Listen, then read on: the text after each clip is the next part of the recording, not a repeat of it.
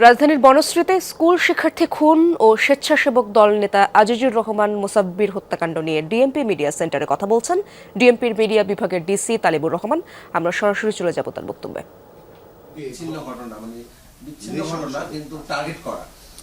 এটা আসলে আমরা যদি বলি অপরাধীরা যে অপরাধগুলো করে থাকে তাদের নিজস্ব কিছু মডাস অপারেন্ডি রয়েছে এবং প্রত্যেকটা ঘটনাই কিন্তু আলাদা। এখানে একটার সাথে আরেকটা মিলিয়ে নেওয়া বা একসাথে মিল রাখার কোনো সুযোগ নেই। প্রত্যেকটা ঘটনাই আলাদা। আমরা যে কয়টা ঘটনা গত 12 মাস থেকে দেখছি, এখানে প্রত্যেকটা ঘটনা কিন্তু আলাদা এবং যারাই ঘটনা ঘটাচ্ছে না কেন আমরা দুই একটা ব্যতিক্রম ছাড়া সবাইকে কিন্তু আইনের আওতায় নিয়ে আসতে সক্ষম হয়েছে।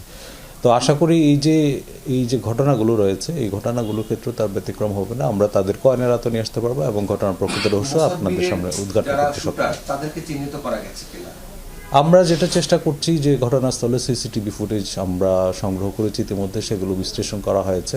আমরা তাদেরকে শনাক্ত করে আইনের আওতায় নিয়ে আসার জন্য কাজ করছি। যদি এটার অগ্রগতি থাকে আপনাদেরকে আমরা যথাসম্ভব হইতে পারবো। আমার সবশেষ একটা প্রশ্ন আছে, যে চাঞ্চল্যকর হত্যাগুলো হচ্ছে এবং যে মোসাব্বির হত্যা, হাজি হত্যা, সবকিছু মিলে আমরা রাজধানীবাসীর সঙ্গে কথা বলেছি, সবাই খুব আতঙ্কগ্রস্ত। অর্থাৎ আইন প্রশাসনের প্রতি কিন্তু তারা আঙুল তুলছে যে আসলে প্রশাসনের দুর্বলতা বা ব্যর্থতার জন্য চাঞ্চল্যকর আতঙ্কের বিষয়টা আসলে কি বলবেন? এখানে আসলে প্রত্যেকটা হত্যাকাণ্ডের ঘটনাই অবশ্যই অনাকাঙ্ক্ষিত, অনভিপ্রেত। আমরা চাই না এরকম একটা ঘটনাও ঘটুক। যেহেতু ঢাকা মহানগরীতে আপনারা জানেন যে জাতিসংঘের একটা জরিপ অনুযায়ী প্রায় 3.5 কোটির উপরে জনসংখ্যা এবং ঢাকা মহানগরীর জনসংখ্যা আর্থসামাজিক প্রেক্ষাপট সব কিছু তুলনা করলে গত এক বছরে 18-19টা অ্যাভারেজ খুন সংক্রান্ত অপরাধ ঘটে থাকে।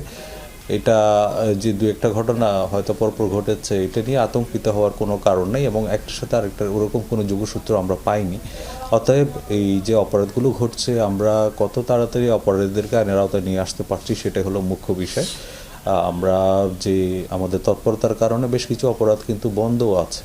তো সার্বিকভাবে যদি আমরা বলতে চাই তাহলে আইনশৃঙ্খলা পরিস্থিতি বর্তমানে স্থিতিশীল আছে এবং আশা করি এটা আরও দিন দিন উন্নতি হবে।